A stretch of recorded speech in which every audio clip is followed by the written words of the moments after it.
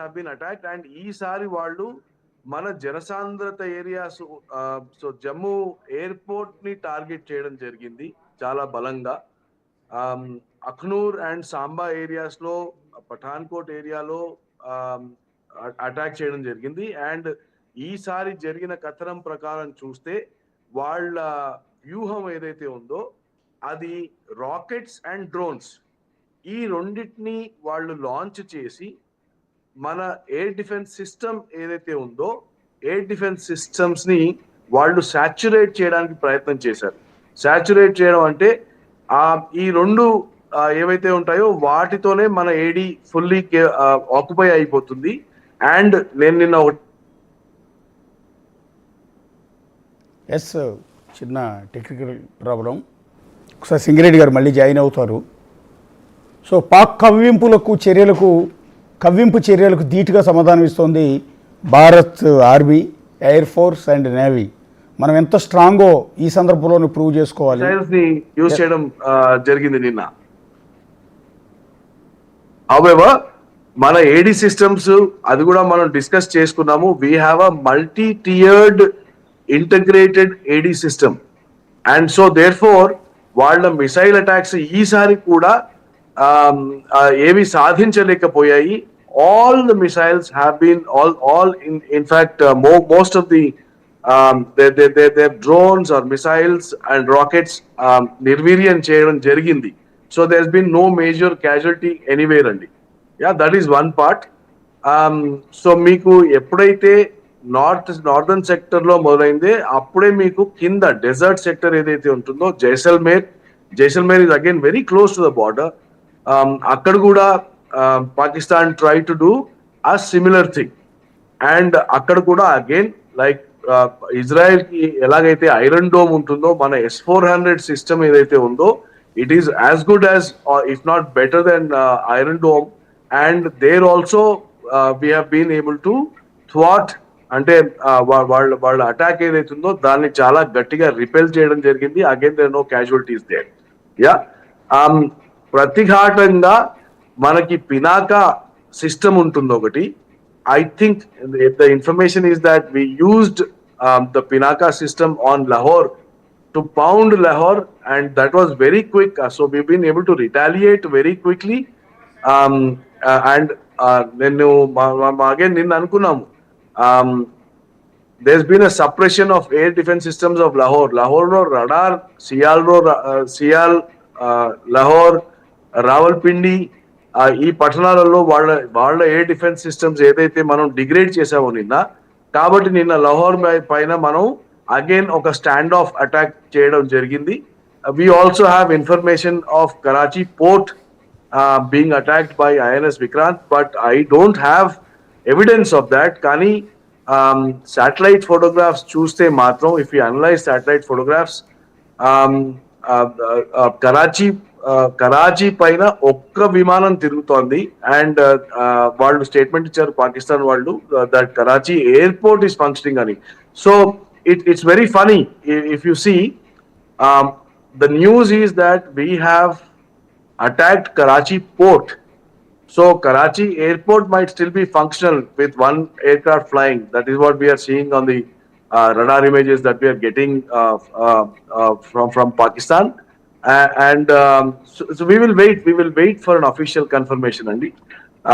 But I have spoken to my friends in these areas, especially Pathankot, Jammu area, and the morale is very high.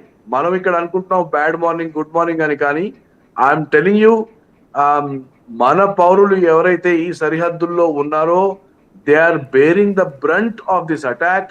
వాళ్లకు ఆస్తి నష్టం జరుగుతోంది, వాళ్ళ ఇళ్ళు కూలిపోతున్నాయి, కానీ వాళ్ళ మనోబలం అయితే ఏదైతే ఉందో అది ఏ మాత్రం తగ్గలేదు. ఇన్ఫాక్ట్ వాళ్ళు అక్కడ ఉన్న జనాలు civilians what they have done is that పిల్లల్ని లేడీస్ ని వీళ్ళందరినీ ఎవాక్యుయేట్ చేసి వాళ్ళు మాత్రం ఆయా పట్టణాల్లో ఉండిపోతున్నారు. And the reason they are giving is మేము ఇక్కడ మా ఆర్మ్ ఫోర్సెస్ కి సపోర్ట్ గా నిలబడతాము, మేము ఇక్కడ నుంచి ఎవాక్యుయేట్ చేసి వెళ్ళము అని మన భారతీయులు మగవాళ్ళు ఏదైతే ఉన్నారో ఆ స్టాన్స్ తీసుకొని అక్కడే ఉండిపోతున్నారండి. ఎస్ సార్, పోర్టు మీద దాడి అనేది ఇంతవరకు అఫీషియల్ కన్ఫర్మేషన్ రాలేదు. మీరు అన్నట్టు పాకిస్తానే చెప్పుకుంటోంది మా కరాచీ పోర్టు మీద దాడి చేశారు అని. సో ఇందాక మీరు పినాక్ అని ఒక పదం వాడారు, ఏంటి సార్ అది? ఒకసారి క్లారిటీ ఇస్తారా? See, Pinaka is basically a rocket system which has అంటే ఏకదాటిగా ఒకేసారి చాలా రాకెట్స్ లాంచ్ చేయగలిగే శక్తి కేపబిలిటీ ఉన్న రాకెట్ సిస్టమ్ అది. Okay. And it is used to bomb a large area and it has a range of up to 100 to 200 kilometers also. So standoff attack లో ఎందుకంటే Lahore is only 30-40 kilometers from the border, from the international border. So అలాంటి system ని use చేయడం జరిగింది. Okay. ఇప్పుడు S-400 గురించి మనం మాట్లాడుకుంటూ ఉన్నాము. రష్యా నుంచి కొనుగోలు చేసినట్టున్నారు. S-400 ఎట్లా పనిచేస్తుంది sir? See, S-400 is integrated system అండి. ఇంటగ్రేటెడ్ సిస్టమ్ అంటే మీకు ఎలా ఉంటుందంటే ఒక దాడి జరిగినప్పుడు, ఒక ఏరియల్ దాడి జరిగినప్పుడు there is a launch that happens and then there is a trajectory which is there. Flight path ఉంటుంది, దాని తర్వాత కిందికి వస్తుంది. సో S-400 మీకు 400 కిలోమీటర్ల దూరంలోంచి ఏదైతే క్షిపణులు లాంచ్ చేస్తాయో అలాంటి క్షిపణులను కూడా డిటెక్ట్ చేసి మిడ్ ఎయిర్ లోనే ఇంటర్డిక్ట్ చేసే కేపబిలిటీ ఉన్న ఒక ఎయిర్ డిఫెన్స్ సిస్టమ్. అండ్ ఇది మనకి I'm happy to share with you, ఇది మనం కొనడానికి ముందు ప్రయత్నం చేసినప్పుడు ముందు ప్రభుత్వాలు ఏవైతే ఉన్నాయో ఇవి కొనడానికి మన దగ్గర డబ్బులు లేవు, ఇది అనవసరము అన్న రోజులు ఉన్నాయి. Manohar Parrikar, that great man with vision was the guy who cleared this file for us to buy S-400 and deploy S-400.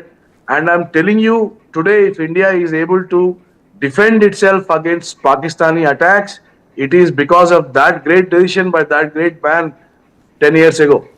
Okay. Okay. ఆయన విజన్ ఆ రోజే ఉందండి.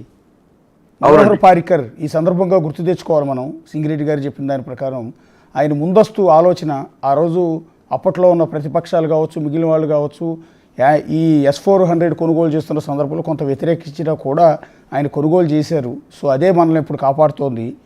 ఎస్ సార్, అంటే ఇప్పుడు హమాస్ దాడి చేసినప్పుడు, అంటే పలస్తీనియన్స్ దాడి చేసినప్పుడు ఇజ్రాయెల్ కూడా anti drone system వినియోగించింది.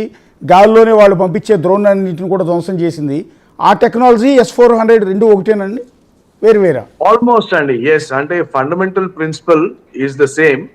And in fact S-400 is suppose to be one of the most robust air defence systems globally. ఇప్పటి వరకు దాన్ని ఛేదించగలిగిన మ్యునిషన్స్ ఇప్పటి వరకు లేవండి. ఓకే.